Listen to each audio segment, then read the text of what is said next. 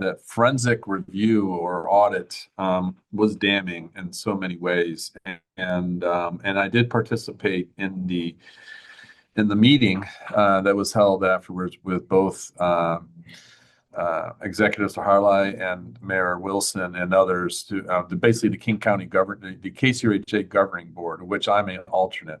But I've been engaged, by the way, for a while. And one of the things I pushed for was for governance reform, which we did at the end of 2024, which was my first year, and because that was so needed.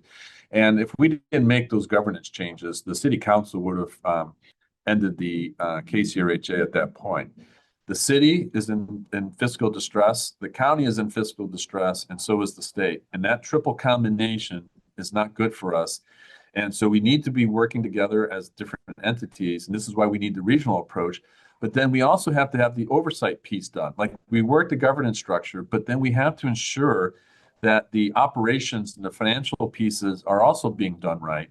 And this is where, as a council, we need to have HSD, the Human Services Department, again, the county version of it. And then on the executive to report saying, hey, well, there's issues, because then we can address them.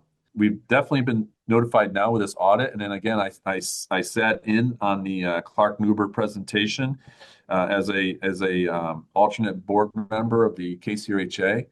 And so we need to make this right. But at the end of the day, if you get rid of it, you're going to have to replace it. So this contingency planning process needs to ensure that we have a 2.0 or we fix it.